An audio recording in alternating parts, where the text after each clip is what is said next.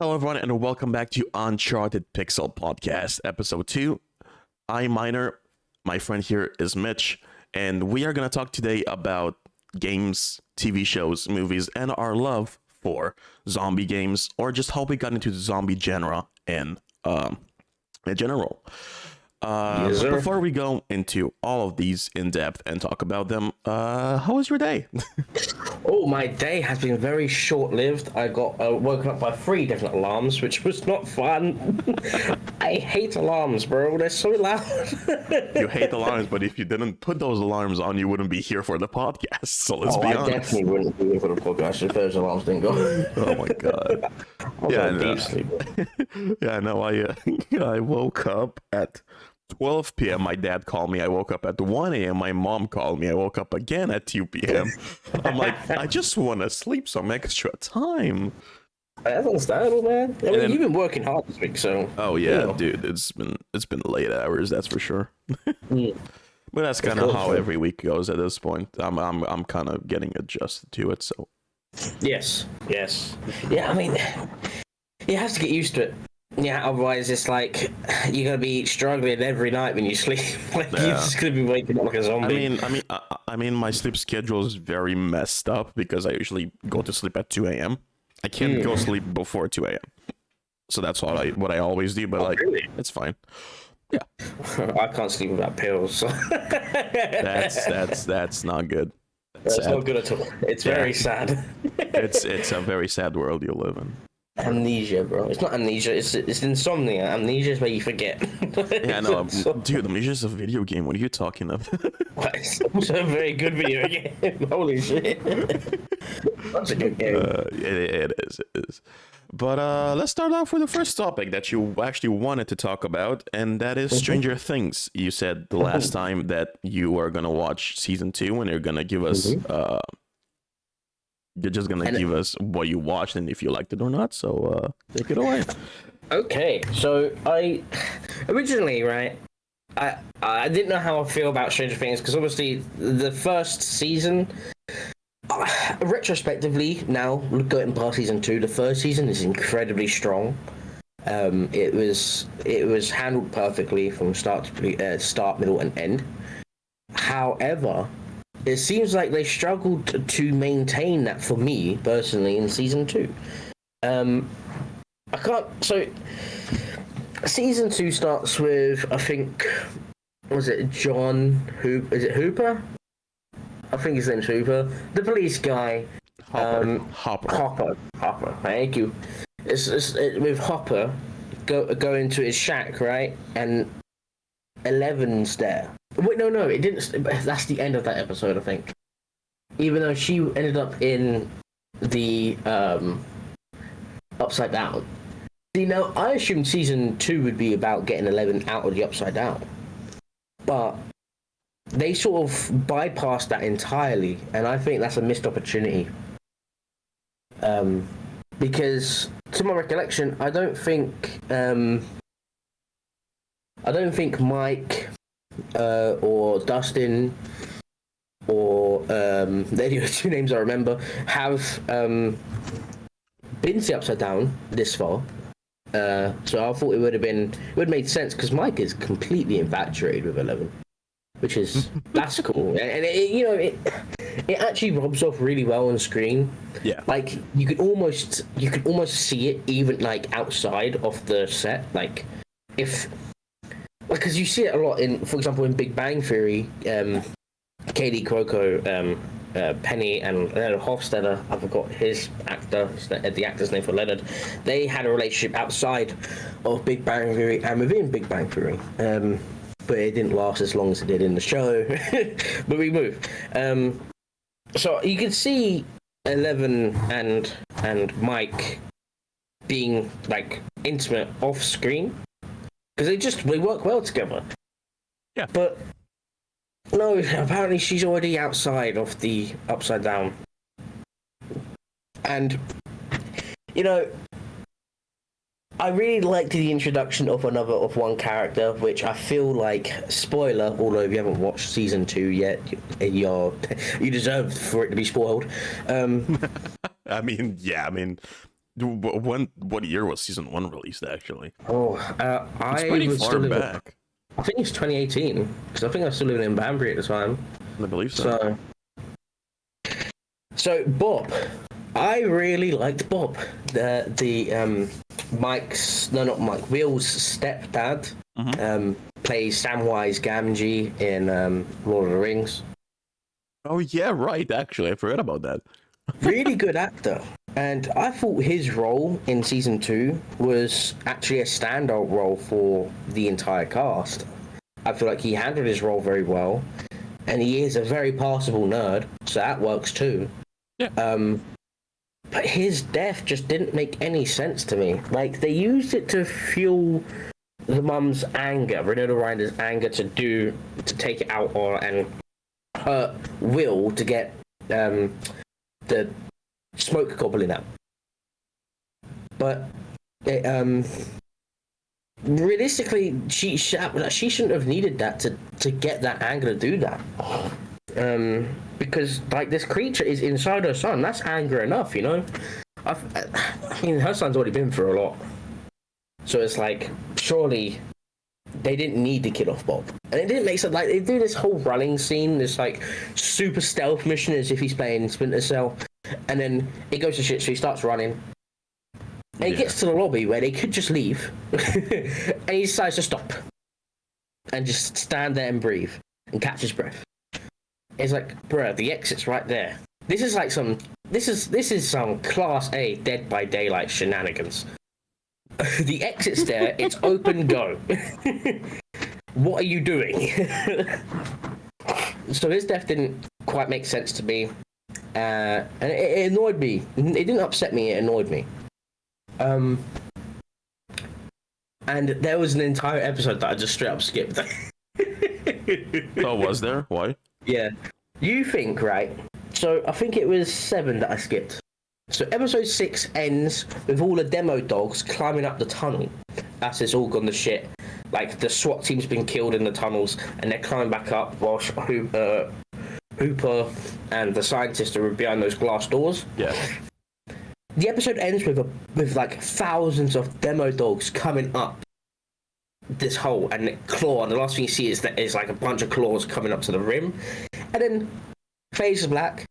It's you're expecting it to go to shit, like it's about to hit the fan in the next episode, and then the next episode comes around and it's called The Lost Sister or some shit, and you're following 11 in, I want to say Pittsburgh or some shit, and it's like, it's what you expect me to sit here and watch this shit where she's gone off to find her secret sister whilst John and the scientist and everyone else are presumably dead? Nah, I'm skipping this.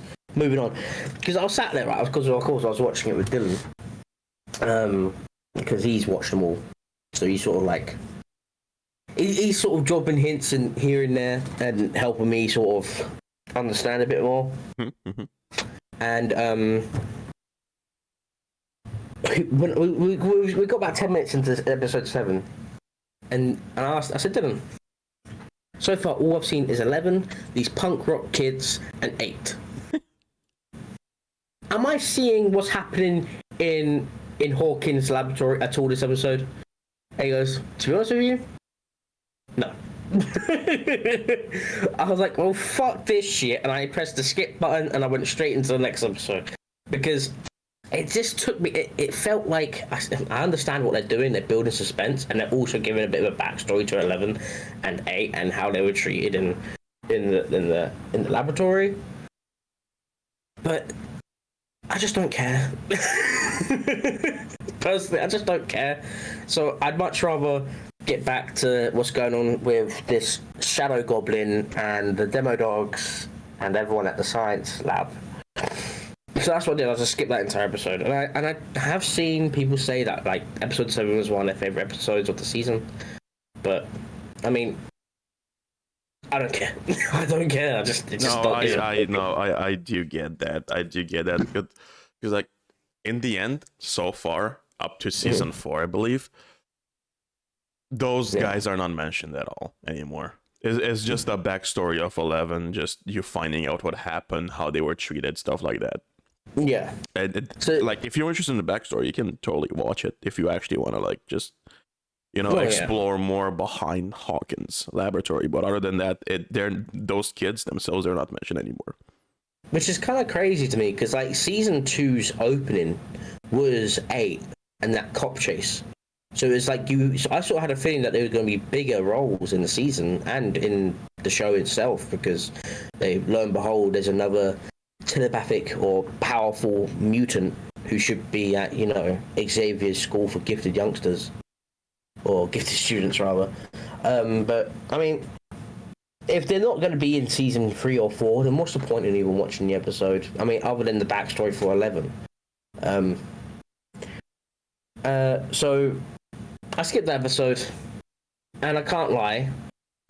I also quite liked. See, in the first year, I didn't like Steve at all. Steve Harrington, but in the second season, I get that. He's a bit more likable in the second season. But my favorite characters in season 2 was Bob. A returning favorite is the cop Hooper or Harper. I'm really bad at remembering the names from these. Hopper. It's double P, not double O. Hooper. So Harper, Bob, and now this is gonna sound a bit crazy, right? Okay. But I think it's a bit of a double barrel here. I'm also a fan of Maxine. Oh yeah. And her brother. Oh yeah, definitely. Maxine and her brother. It's a very see. I like to sit back and observe, and I can see what's going on with her brother. It's clear as day. Yeah. The guy's got some serious issues with his father, and the way he acts is in rebellion against his dad, but he also lives in fear of his dad. So it's like, he's a dick, but I get it. And, of course, the racist undertones from him is not cool, but product of their times. So it's not good, but again, they're trying to portray people from the 80s. Yes, you gotta keep that in mind as well. They're not trying to portray the present. They're trying to portray the past. Well, that's what I mean. It's a product of its time. So it's like in that time in the 80s. I know the product didn't come out in the 80s, but it's set in the 80s. So yeah, that was still pretty rampant in that time. So it's like as bad as it is, it's accurate to the time. Yeah. So I feel bad for the actor too, unless he agrees with the sentiment that he can fuck himself.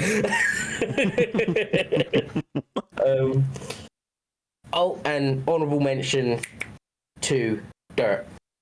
the little oh demo yeah, right. Honorable mention. I love that creature. Although I wasn't happy that he killed a cat. I get it, survival of the fittest, But yeah, that end at the end when Dirt is in the tunnel. It's sad because Dirt dies, but it's like equally it's cool that he also got his own send off. He got a better send off than Bob did, which is kind of funny. Nah, bro. Honorable mention: Dustin's grandma. Now that's some honorable mention right there. She's tapped. She's lost her damn mind. Like everyone else in that fucking season. Oh yeah, that is. It's been good though, but I still think season 1 is better than season 2. And I think they're always gonna be like. I think 3 and 4 do go into a major scale up, but you have to be. It's the kind of it's the kind of TV show that like gives you the episodes and they're not as exciting until towards the end. So like they just give you stuff towards the end that you should be like really happy about, or like they get you hyped for something. Because until there, it's just a build up really from start to finish. Well, yeah, because they're obviously building to something, and of course I know the character's name. They're building up for Vecna. I think that's his name at least. They're building him up. I don't know if he's in season 3, but I know he's definitely in season 4.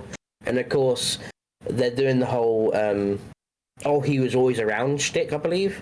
But it's like, I've seen that a lot, where he wasn't actually around. It's just they've made it so far with the story and the series that they can sort of retcon him into it. Mm-hmm. Yeah. So, like, because wasn't it actually, like, him that stole Will, I believe? I'm pretty sure it was. That's what I heard, at least. So, it's like, okay. Yeah. No. Yeah. Doesn't make sense, but we move. Yeah. So overall, what did you think of season 2 so far?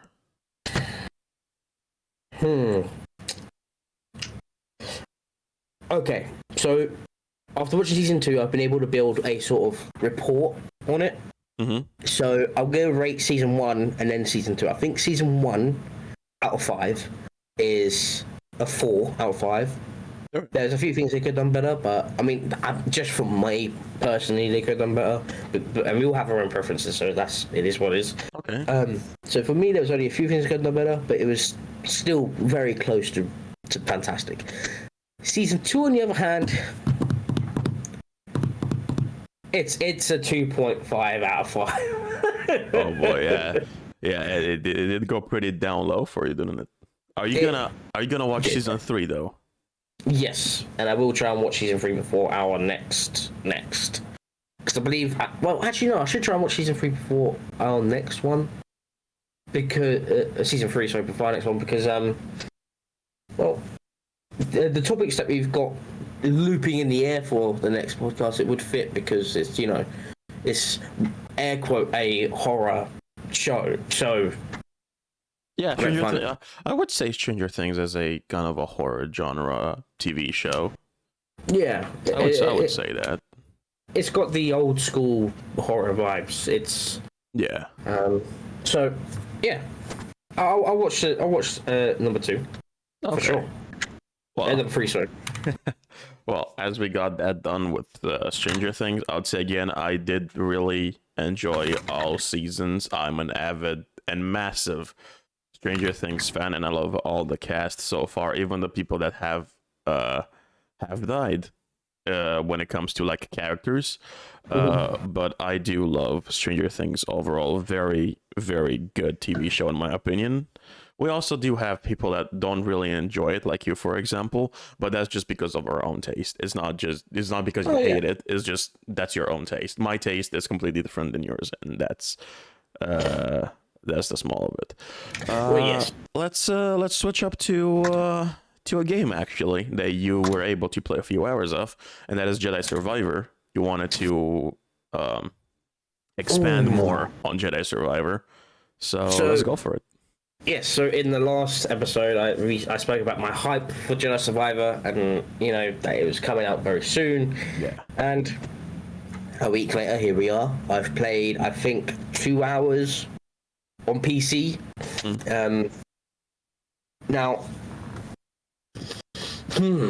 how do I perceive this? How do I go further with this? Ooh. So, okay. How do you want me to ask you questions? Yeah, I'll ask me a question. That'll be easier because how there's was the gameplay so far compared to the first one? The game mechanics. Okay, so game mechanics. That's a brilliant question. They've built upon this game in almost every aspect. Oh, really? Yeah. So I don't know if you've seen any gameplay yet, but it's so obviously meditation spots still exist, which is handy because they ain't going to remove that. That's a big feature for the first game. So that still exists. When you go there now, you have, and you rest, you have more options. You have rest, of course. You have skills, and you also now have stances and training. Oh. So in training, you can practice, of course, because it's training, but it's also like, I believe there's also like wave style fights there. So you can have wave 1, Stormtroopers, wave 2, Dark Troopers, wave 3, an Inquisitor, so that sort of stuff. Oh, that's sick. And of course, stances is the new feature. So back on Jedi Fallen Order, how far have you gotten in Jedi Fallen Order? Third planet. Third planet. Okay. have you how? Okay, this potentially is a slight spoiler, but I'm pretty sure you know this already. At some point in Fallen Order, Yeah. you get a double-bladed saber. Yeah. So both ends, and it can switch off in the middle and does like a special attack. But now, that's an entire stance. You've now got single saber. Oh, a double-edged Double-bladed saber, and then you can put each one into your hands like Ahsoka, right? Yes. Yeah. I just unlocked that. Oh, did By you? the way, I'm gonna say it now. It's the strongest stance I've ever used in this game. In these games, it's so fast, so strong. I love it. And there's this ability, right? They all have like a unique force move. So like on Fallen Order, if you did like I think it was F, you do like a heavy attack with the saber, and it takes a bit of the force away. Yeah. With this one, he stands there and meditates with the sabers floating in the air, and what it is, it's an auto block. So you'll stand there, you'll meditate with the sabers floating, and as an attack comes in, he'll snap it into action and block it automatically. What? That's cool. It's so cool. That's cool. And there are other things too. Like so what's the other one? The other stances that I haven't unlocked yet is the cross guard stance, which is so have you heard of Kylo Ren? Yeah. He's got an interesting saber in the movies that has a blade going out and two little blades coming out the side. Oh right, yeah. So yeah, it's like a heavy greatsword or a claymore or a zweihander if you play Mordhau. And that is a very heavy stance. I haven't used it yet, but I've seen gameplay of it. It's a very heavy sided stance, and it's slow, but it does a lot of stun attack, and it does deal damage if you get a direct hit. Oh really? And the other one I'm really looking forward to using is a combo stance. It's called Blaster and Saber. So at some point... Wait, you get a blaster? Yes. Oh, at some dude. point you get a blaster. That's sick. Okay, that's actually pretty cool. And he's dual wielding, so he's got the blaster in his left hand, and he's got the one-handed saber in his right hand, and he's like... He's not even... He's just using one hand with his saber, making everyone look foolish. It's so cool. I've seen the gameplay. It's just so cool, man. Oh my god. And each stance has an individual skill tree. Oh really? Yes. So that's interesting. dope. And one thing I'm a massive fan about with Jedi Survivor is that they don't do the typical, oh my god, I forgot all my moves, I need to relearn them, I need to relearn wall running, I need to relearn a double jump. When you come into this game, you don't forget a single thing that you had in the previous game. So you're not starting from the beginning again like you did with God of War Ragnarok. So when you start Jedi Survivor, you already have everything that you had in the first game. Is what you're telling me. Okay. Yeah, because I had this issue with Ragnarok, God of War Ragnarok, right? So in God of War 2018, you start off with like a basic Leviathan axe, basic armor and all that. And as you play through that game, you level up the axe, you level up your armor, and you get stronger, and you level up your Blades of Chaos. But in Ragnarok, it resetted the entire skill tree, and it resetted. That's not a word. I don't think that's a word. It reset the entire skill tree, and it reset your Leviathan Axe's level and your Blades of Chaos level. So it's like, okay, so I've got to redo what I did in the fourth game in this game, and it's sort of like a false step to me. But I still enjoyed Ragnarok, so. Thankfully they didn't do that here. So here it's like, oh, you're a Jedi Knight. You didn't forget a single thing, and you're still strong as shit as you were, and you're gonna get stronger. Okay, so I love that. So that's the gameplay wise, but what about story wise? How was the first few hours of this story compared to the first game? Right. Was it like slower? Was it faster? Did it straight get you into it and you understood the story, or did you have to play further even now to understand more of the story? Okay. So I do. The first one was sorry, That's but in the first one it was pretty easy to understand what you were trying to do. Like you had the idea right off the bat. Do you have here the idea? Is it the same story that was in the first game where you have to rebuild the Jedi Order? No. Okay, but did you understand what you had to do in the first couple of hours? What in this one? Yeah. So far, I don't know what the complete plot is yet, because I've not met the guy in the back of the tank yet. I've not met the only guy I did meet was the weird striped alien dude, because I'm going to use basic terms because I'm who's in the trailer holding Cal's saber and talking all what's the word? Menacingly about Cal and how the Jedi are. Okay. So you meet him in the first. He's a senator, and I'll give you a slight spoiler from the opening 2 hours.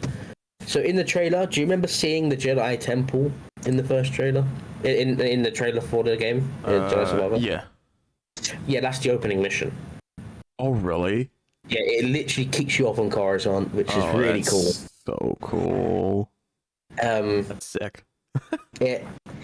It's so cool, and you meet a few people straight away, who you think are enemies, but they're not.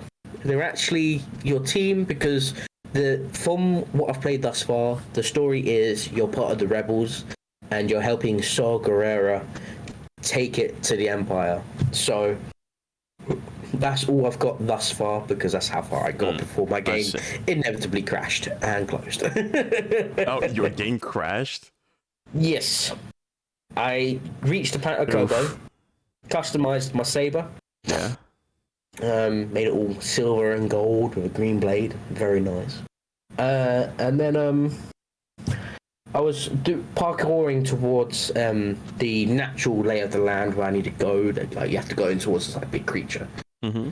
So I was making my way there, and I was climbing some vines, and a B1 battle droid appears above me talking about the view, and I stopped because it was making me laugh, because he was like saying, "Oh, wow, look at the scenery," and it's like it's just been like this like prequel-esque droid. It's funny, it's heartfelt, I love it. Oh my god. And so I just sat there on the vines listening, laughing my head off, and then it crashed. Oh my god. So it's confirmed, B1 Battle Droid is the strongest boss in the game because it will just close it. But yeah, that was my first crash. And of course there is some performance issues, but for me personally, I understand people's gripe with games not being 60 FPS, but for me, it's not a big deal. I can get by. My PC should be able to handle how I've got it set up for 60 frames or plus, but the port is bad. That's all I can say. The port is bad, and I know that they are working on it, but they haven't released any more updates other than the day one patch. Wait, is the game originally released for PS5? No. This is another thing that really annoys me. This is what I don't understand about ports in general, right? Games are made on PC and then optimized for console. That is my understanding of it. And then when they're optimized for console, made for console, then ported back over to PC as the finished product, when it was probably in a better state on PC before you optimized it for console. Well, yeah, but you also got to think about that their main, when they start coding and stuff, they code it mainly for controller. They don't code it for desktop versions. They code it for consoles. Which, by the way, they do state, but they stated that on the first game too, that the game is primarily created with controller in mind. So that is the optimal way to play it.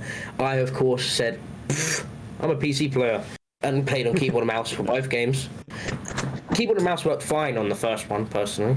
But on the second one, of course, there's a few issues. Like, I can't, for example, dodging / evading. On Fallen Order, I had it set to mouse 4, because it's just easier. But for some reason, I can't actually select any buttons on my mouse 4, mouse 5, for anything on the game yet. I'm guessing you can't remap them. Well, I've set it to Alt because it's Tab in the game, and I know how you play. You're fine with that, but for me, I can't. My ring finger is my Tab key, but my ring finger is also my A key.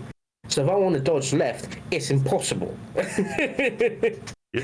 think I can dodge left? Only dodge right. You think I can dodge left? Dude, what a joke. I don't know what I'm talking about. But I had to change it to Alt, and even after changing it to Alt, it's not the one I'm used to, so I'm still getting hit quite a bit. For like the red attacks that are unblockable. So, on that front, it's annoying. Oh, actually, I did want to ask something about this game. What are the kind of new abilities that comes with Jedi Survivor when it comes to using the Force? Because they had some very, very cool ones in the first one that kind of introduce you to using the abilities of the Force. But like, how did they step it up in this game? Like, what are the kind of powers that you really like enjoying, or like, let's say satisfying mechanics? So far, I'm just gonna throw it out there. If you're a Force Unleashed fan, don't expect any Force Lightning, Force Choking, or any other Dark Side or Dark Jedi Force powers. Sure. Because Cal is a Jedi. He's not a Dark Jedi. He's not a Sith. So I had to mention to my significant other that manage your expectations. There is no Force Lightning, and everyone does want Force Lightning because Force Lightning is really cool. I want Force Lightning, but he's a Jedi, so what don't is this, expect Harry Potter? it. Wingardium Leviosa. With the lightsaber, he just starts casting spells. Just whirling it in a circle. But as for new in this game, there was one thing that I was not expecting because I didn't know how they would get it to work. The Jedi mind trick is in it. Oh, is it? You can lock onto someone and get them to fight by your side with the Jedi mind trick. So what you do is you can press Control and Z, and it will go, you work for me now. And the Stormtrooper will start attacking other Stormtroopers for a little while. And you can increase the time with that with skill points in the skill tree. So that's one of the new ones. I haven't gotten far enough to see.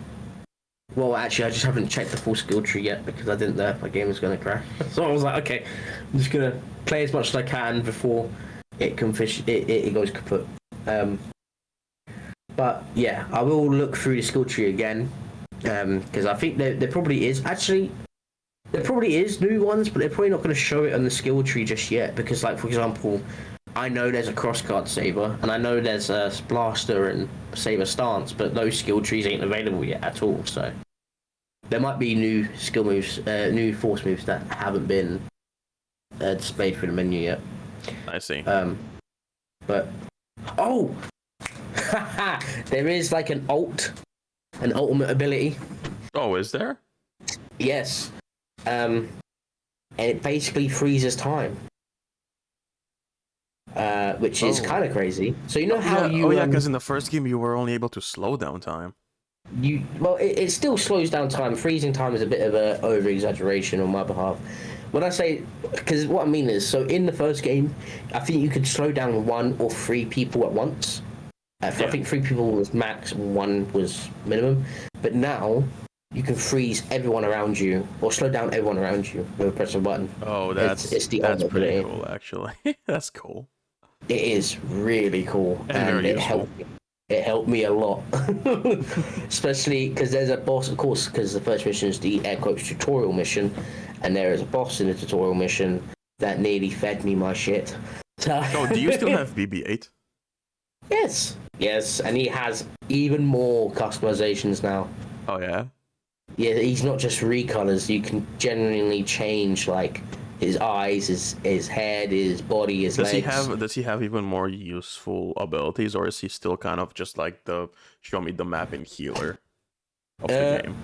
Well, in the first game, you could also what's it called? You know those security droids, those tall ones. Yeah. You can also sort of take them over and have them fight for you as well in the first one. That's an ability you unlock the further you get. Oh, okay. But I haven't been able to use that ability yet because I've only came across like 3 and I ended up just absolutely rocking their shit. So, oh, and another one. You have companions. Oh, what? So the companion I was working with, his name's Bode. He's voiced by, I believe he's voiced by the same voice actor who does Charles Smith from Red Dead Redemption 2. So I'm already a massive fan of this character in a nutshell. He has like a jetpack and blast. He's basically like a Mandalorian in his arsenal style. I see. With what he's got, and you can press Control and I think space for him, and he will do a special attack where. Do you remember in the first game there were certain dark troopers that had like this stun grenade on the floor that would shock you? Yeah. Well, he has that, and he'll use it against a load of stormtroopers for you, and you just run in and just that's absolutely cool. F them up. He also has like the rocket style jetpack, so he flies around, and he can manipulate like the area for you. So, for example, in the tutorial mission, there is like a billboard that is out of your reach, but you can run across it. You can tell him, you can look at it and press Control, and he will sort of move it for you, and you'll be able to wall run across to the other side that you needed to get to. So they are actually very handy, and he's actually helped me quite a bit in that first mission too, because there was times where I was struggling because I play on Jedi Knight, which is like the normal mode. I think I do play that on it as well. Yeah. See, on Xbox when I played Fallen Order, I played it on Jedi Knight the first time. Then the second time I had it on Grandmaster. Hell, by the way, literal hell. So I wouldn't suggest it. But I thought, okay, I'll go Jedi Knight again, and it's fairly challenging. But who else is there? See, I know from the trailer that both Merrin, the Night Sister, which I don't think you've met yet. Oh yeah, by the way, you wanted to talk about the Jedi Survivor's size, this disk space size. Oh yes. So real quick, you got Bode and Merrin, and I think there might be another companion. I haven't met him yet. Okay, so let's have a look at the file size real quick. View properties, browse. I'm gonna get like the actual size. So it's not 155 like I thought it was. So I said it was 155, and that was going off what I read on Twitter and on Google in general, but it's actually 130. Still pretty big. I cannot lie, it's still pretty big, but it's a little bit smaller. So just getting the correct information out there. Oh man, alive. What else is there to talk about with it? I mean, I think that's about it with Jedi Survivor. Really, I don't think we can expand on the idea even more further until you played further into the game. So I think Jedi Survivor is gonna be a very fun game. I'm gonna buy it myself. Actually, you pretty much made me play Fallen Order right now when you talked about it. So I'm like, brother, please stop. Fallen Order is fantastic and easy to mod. If you've got arachnophobia, you told us last time about the arachnophobia mod. No. In Fallen Order, in Survivor, there is a setting for it now. Oh, really? Yes, you can completely turn off arachnophobia. Oh, that's awesome. Cool. I did that because I can't. But let's talk about another game, and I think this is how we can end the podcast. Let's talk about The Last of Us 1 Remake on PC. You really wanted to talk about this, so I'll let you talk about it. Okay, so Last of Us Part 1, I was very skeptical by it because as myself, you, and I'm pretty sure everyone on the internet is aware of, that game released in such a poor state, it wasn't worth any money. And that sort of ties into another issue that is doing my head in recently. But let's focus on Part 1 first. I bought it recently because they just released an update, right? And I was like, this update could make it run far smoother and better.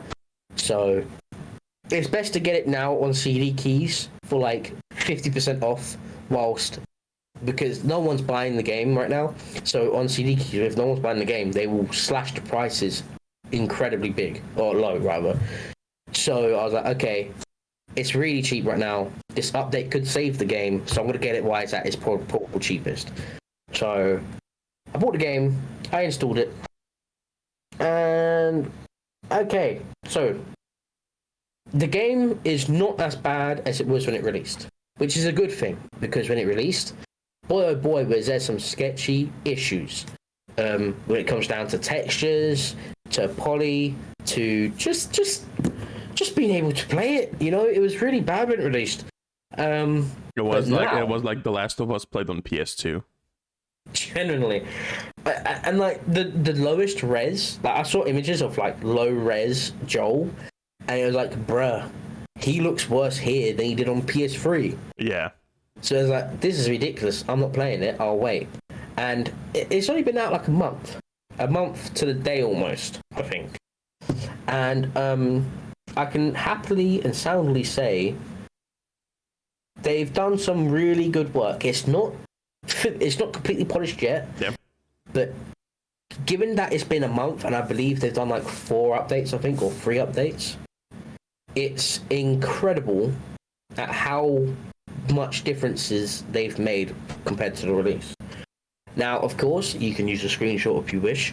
The game looks graphically stunning. Oh yeah. Like my PC is once upon a time was a beast rig, and probably still is to most. But with the items that are out now, with like a Threadripper and a fucking a 4090, and like it shreds through the game. Yeah. Like my PC, it struggles, but other PC, if you have like a top of the range, it should be good.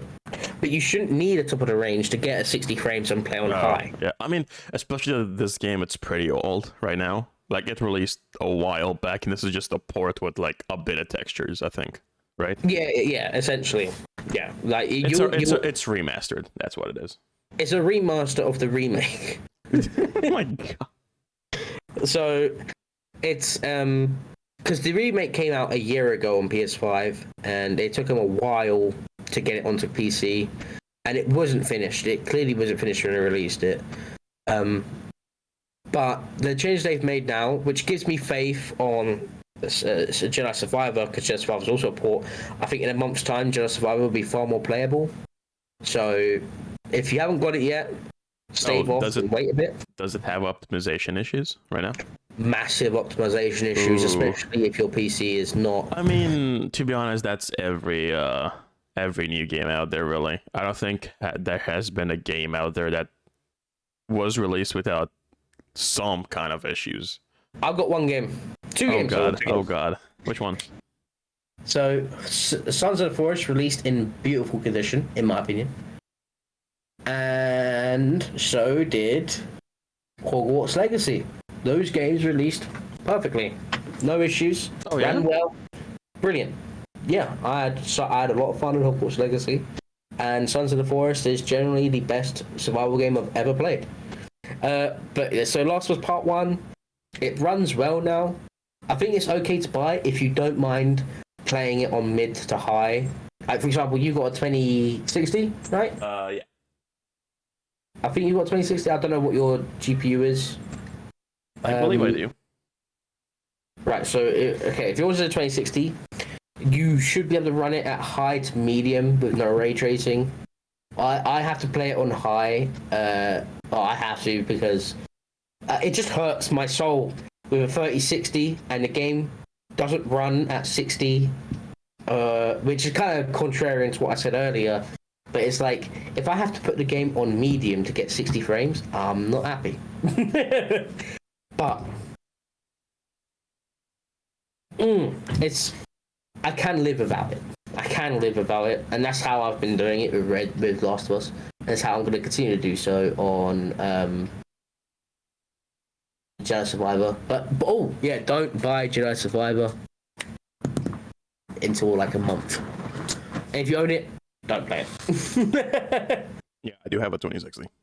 2060, yes, it's a good GPU. That was my GPU 2 years ago. I think that's a very good start, to be honest, and I think it's gonna live up for a few more years. The 2060. See, I would agree with you, but that 4090 is such a huge jump in technology. It's ridiculous. Like that 4090 makes a 3060 look horrendous. Yeah, but again, the 30. I don't have space for a 4090 in my PC, too, bro. Those are huge and expensive. Very expensive. Space for that. But yeah, your 2060 should last. I mean, as long as you don't care about being able to run ray tracing at max quality, you'll be fine. You'll be fine. So overall, you enjoyed the Last of Us, right? Oh man! So far, the remastered. Brain off, bro. Oh yeah. Yeah. So, an issue I had previously beforehand. I'm gonna read the little thing I typed out in Discord. Yeah. So I played for 109 minutes at the time, according to Steam. But 40 to 50 of those minutes was waiting for shaders to build. No way. Yeah, I'd wait 50 minutes for the shaders to be finished building. But I can confirm it does run well, and it is visually stunning. And there's one moment, right, where I gasped. I couldn't believe what I saw. I couldn't believe what I played. And it's all due to gameplay, by the way. I was on my way to Robert. I don't know if you remember the Robert stuff. It's very early on, after the sadness of what happens with the daughter. You go on and big old 12-year jump. It's, you know why is it so fresh in my head? Go on. Because I did just pretty much finish watching an episode of The Last. No, that's horrible. Yeah, if you guys didn't know what happened, he just tried Prime Energy drink, like one of the worst flavors he did not like, and he's dying right now. It's strawberry watermelon, and it's just, I don't like strawberry watermelon as a flavor. You're gonna see that in one of our future podcasts, so don't worry about it. Yeah. But God, he just turned into a clicker, dude, when he tried that out. Not gonna lie. Horrible. Oh, anyway, so I was on my way to Robert and I ran into some guards. I killed one with a one-tap headshot, which is the beauty of playing with raw input mouses. Mm-hmm. The second tried to run away, and I'm telling you now, what happened next had me shocked beyond belief. What happened? So I tried getting a headshot on him, but I missed. Oh God. And so I shot him in the shoulder. Yeah. And he turns and punches me. Like, fair enough. A guy's just shot him, he punches it. I get it. I'd punch him too if I didn't die. So I punched him back about 3 or 4 times, and he falls to his knees, right? Yeah. And he starts begging. He puts his hands up and says, "Please don't," or something to that effect. Yeah. And he sort of crawls backwards a bit whilst begging for, not to get shot or killed. Yeah. So I just put out my pistol and I put a bullet through his skull. That's casual, calm. But bro, you could see the entry and exit accurately. Oh God. It goes through his head and out the back. Have you ever played Sniper Elite? Yes. Beautiful game, by the way. Yeah. Beautiful game. I love that game. But on this, so the blood splat on the back of the wall. Almost perfect ejection as well. It made sense. But what I wasn't expecting to see was the guy's brain sliding down the wall behind him. What? I was shocked, bro. I couldn't believe it. It happened, and I just sat back, and I covered my mouth, and I was like, oh my god, that just happened. That's ridiculous. And this isn't a cutscene either. This happened in gameplay. I couldn't believe it. I get this, but at the same time, it's so funny because you're like, I shot a man dead, headshot, and you're like, oh my god, no, his brain is out. What did I do? Oh no, surprise! What did I do? Oh no! You sound so shocked that you killed a guy and his brain came out. I'm like, I think that's supposed to happen. That is supposed to happen, but I've not seen it with that much detail before. I've not seen a brain hit a wall at all in a game. I might have, but not like this. Not like this. Yeah, I think everyone played Outlast. I think everyone knows. Yeah. I've spent some time on Gears of War and Bulletstorm, so I've seen some gory shit. But Killing Floor. I've never played Killing Floor. Have you not? No. Ooh. It's meant to be pretty good though. But they did a second one, right? So maybe you might have looked into that. They make it a third one. Oh, fun. Killing Floor 2 is already out because I have it on Epic Store. They give it free at one point. Oh, really? Yeah. I might have it then if it was on free. I do have more now, which they just gave back like 2 or 3 weeks ago. Yeah, I've got all the achievements for that game on Steam. Do you? Oh boy. Not easy to get. Achievement Hunter. On that game I was, and I've got like... But yeah, you enjoyed it so far, right? Yes. Last of Us. I'm just going to give this little read blip real quick. If you're planning on getting the game on PC or laptop, I must warn, if you're going to play it as high as you can on fidelity on laptop, make sure you have a laptop cooler, because that thing will melt unless you run it with FSR 2.0, which is the AMD variant of DLSS 2. Oh, damn. Okay, so that's just... Ooh. Yeah, it's high-end PCs as it stands is currently a necessity for fidelity and performance. If you don't mind performance going low but having fidelity, then you could probably play it on I would argue that your PC's high-end. I would argue it, but it's like high-end now is like my PC barely reaches high-end now because of the processors and the RAM and the GPUs that are out now. They make mine look almost relic. So it's like I would argue about that. Because yours is still a pretty good PC. It's getting close. Like, they just need to release like another series of RTXs, and I'm done. But to be honest, there's no point in the industry at this time where you're gonna be like, I will buy this PC now, and this is top tier. Because I bet you right now, you're gonna buy a 4090. Not within 2 months, they're gonna have an even better GPU. Not even joking.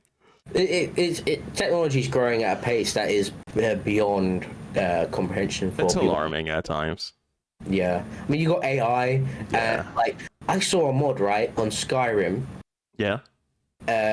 Where it uses ChatGPT and a voice synthesizer that allows you to conversate with people with the NPCs in game, and the NPCs will remember the conversations you have and reply back using ChatGPT and a voice synthesizer. That's sick. That's ridiculous. What? That's so cool.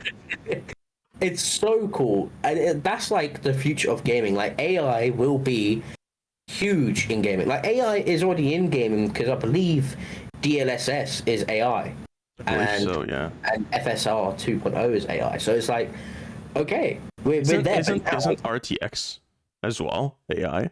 I have no idea. I generally couldn't tell you. I can't remember how they made RTX actually. Ray tracing, sorry. Yes, ray tracing is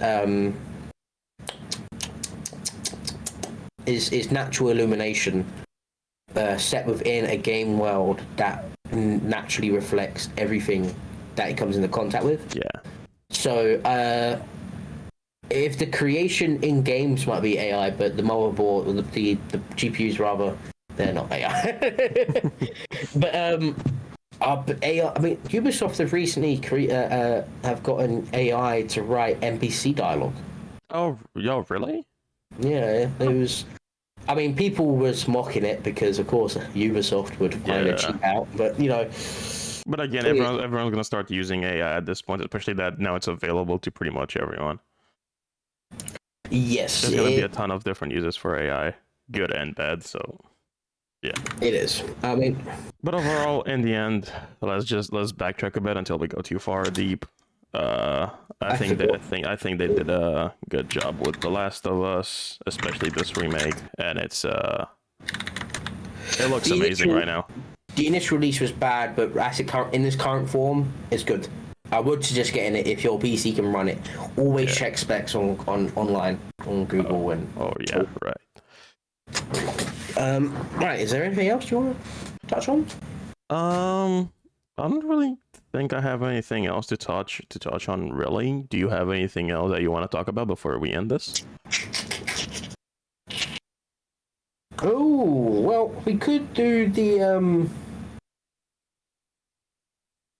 Well, we could do the start off why we got into zombies at the end of this podcast, and then the start of the next podcast, we could just go straight into like what we do in a zombie situation. Oh, yeah, for sure. Okay, so I mean, you go first. You go first. No, you.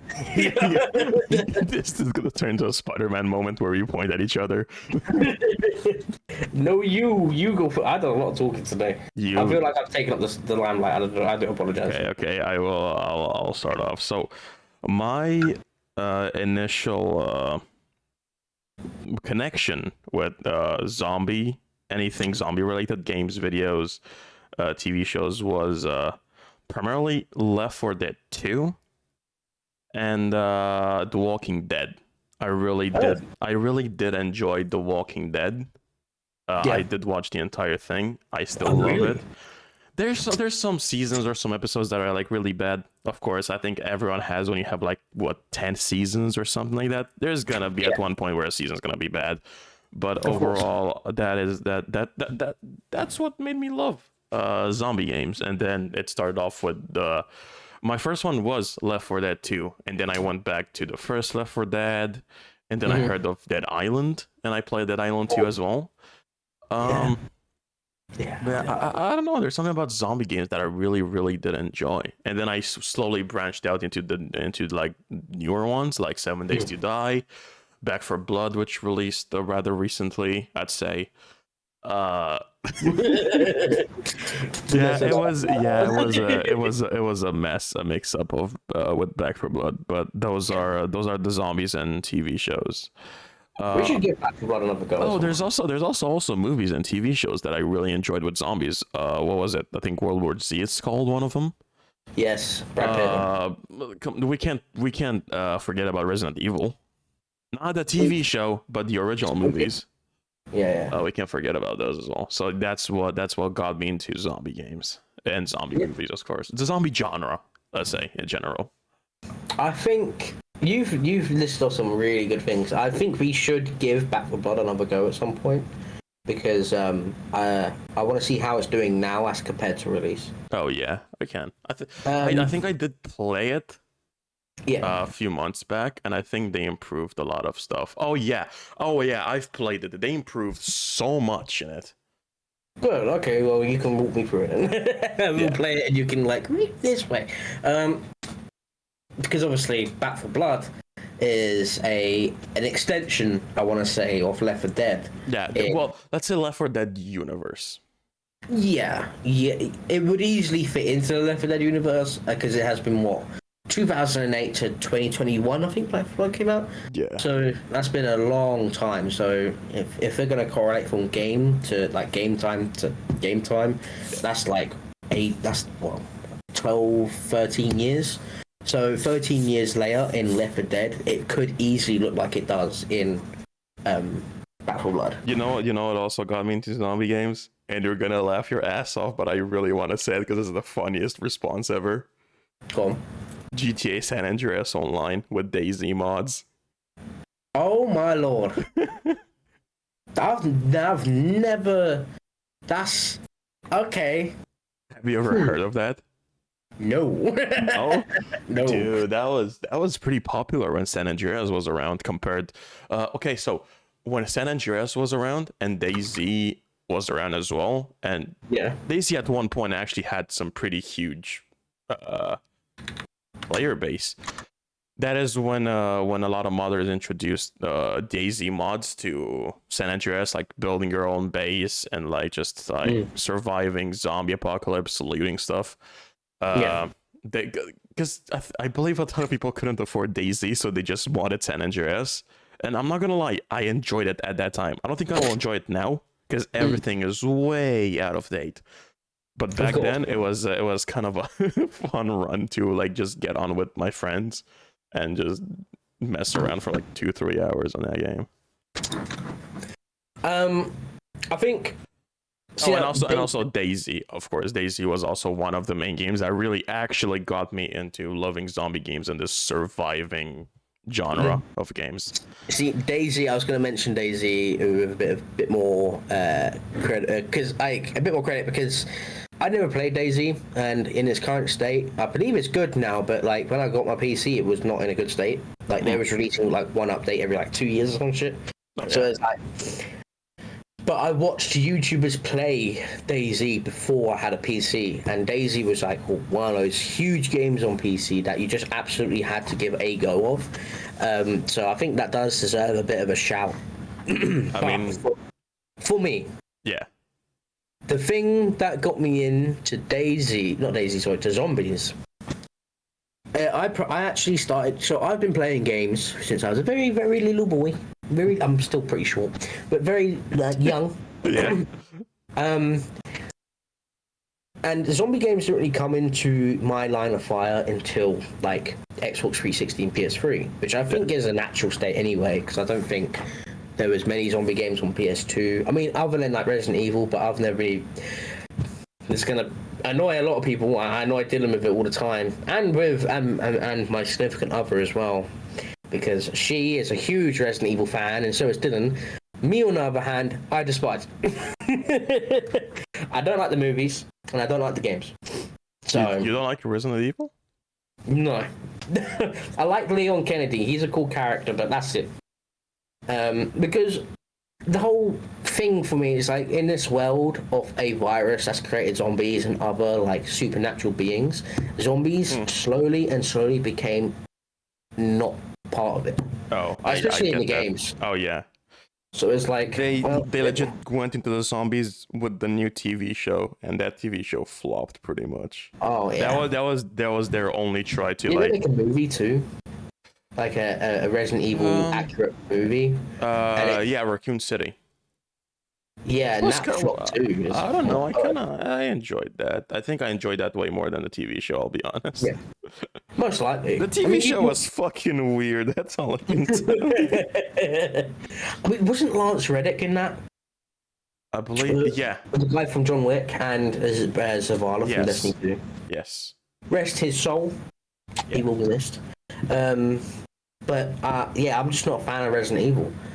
But my came from Dawn of the Dead. Shaun of the Dead, if anyone's ever watched Shaun of the Dead. I forgot. Oh my god, you just reminded me of so many zombie movies now. Oh my god. And I Am Legend. Those three films. Dude, you opened the box. And I came. Oh, if you guys play Dead by Daylight or no Hellraiser or no Hellraiser, you know what? Perfect. What he just said. She opened the box and I came. Such a dumb voice.